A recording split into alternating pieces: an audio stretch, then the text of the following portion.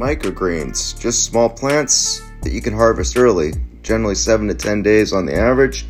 They're packed with vitamins, minerals. You can grow them from indoors at home for addition to salads and or garnishes to your meals. You just need some basic equipment, some soil, light, water, seeds, and some growing trays. I use the nursery flats, the 10 by 20. You'll notice I have two here. One has holes for drainage. The one on the bottom is where you're going to be watering. Any shallow container you want to use for microgreens will work. The soil I'm using here is potting soil and peat. I just do a little bit of a mixture, but there's many options out there. Coco coir works pretty good. Depends on your availability. What you want to do is you want to be able to smooth out all the lumps in the soil. Make the area as smooth as possible so when you put the seeds down, they lay nice and evenly. So just a disclaimer, this is the way I do microgreens. My way is not the only way or the best way. It's just what I've found to work. So as you're smoothing out the soil, get all the lumps out of it, I use a flat piece of wood to apply pressure to compact the soil for seeding.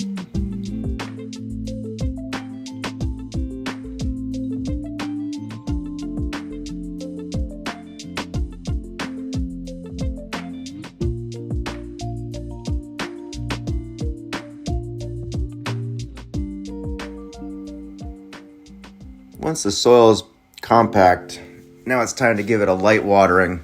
I just do this initially. You need to put enough water in the soil for the next 3 days for germination. Just make sure not to add too much water because that tends to rot the plants out.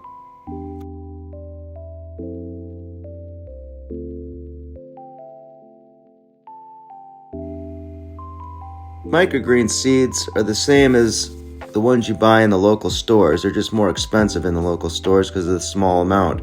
I buy in bulk from companies online like Johnny's. There's many other companies to choose from. But basically what you want to do is you want to spread the seeds evenly.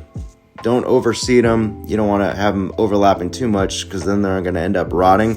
Just spread them out nice and even. And after you get everything laid out, what you want to do is give them a nice light mist, because again, this is going to be the watering period for the next 3 days, so you need to have enough moisture to get them started. The crop that we're using here are broccoli seeds and a mixture of arugula and a salad mix.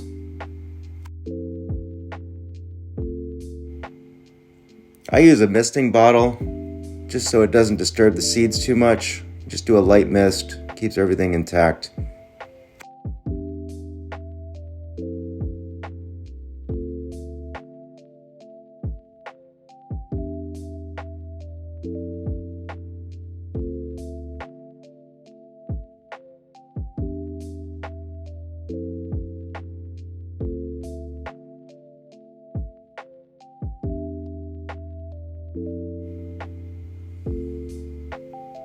The next phase that we're going to go through is going to be the blackout period. This is generally going to be about 3 days. I use an extra tray that I have. I turn it upside down and mist it so the seeds have moisture. Basically what you're going to try to do is put pressure on there. I add weight on it, about 10 pounds. And what you're trying to simulate is the seeds being in the ground and try to force the roots so that they grow downward and promote a healthy plant. After 3 days, the plant will start to push the trays upward. I mark the date that I started, what crop it is, just so I have a time frame of when I need to start watering.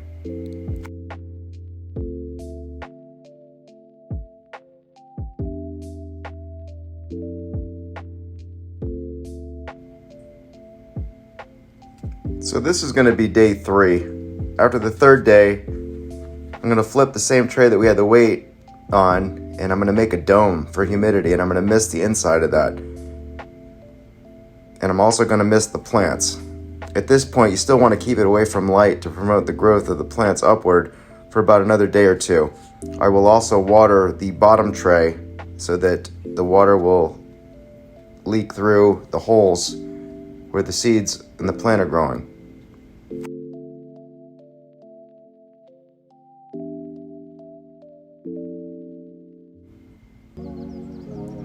This is day 5. I'm going to remove the dome tray, and now we're going to expose the plants to light. I use an LED grow light. Fluorescent lights will work.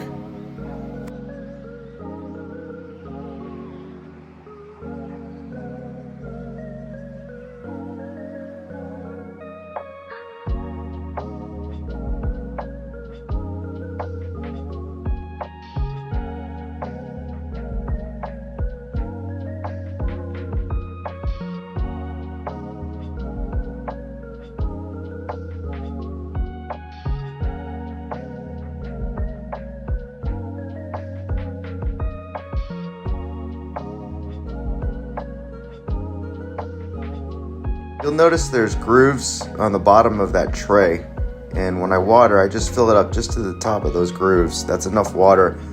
And what I generally do will water on day 5 and then on day 7. So not to do it every day, because I find that's the biggest issue you run into is overwatering, and it tends to rot the plants out and cause mold to grow.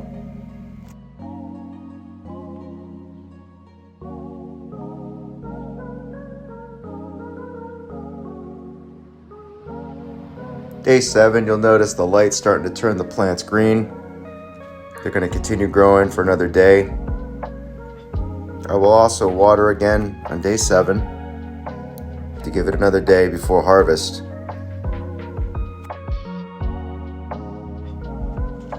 The day we've been waiting for, harvest day. Day number 8. Some microgreens take longer, some are shorter. Broccoli is pretty easy. You can even get away with 7 days on this, but 8 days seems to work. Use a small sharp knife. That's the best method I've found. Some people use scissors, but I find that it tends to tear. Once you cut them, I put them in a small plastic container in the fridge or in baggies, and you get to enjoy your work. Quick, simple, and nutritious. Thank you for watching, and if you like my content, please like and subscribe.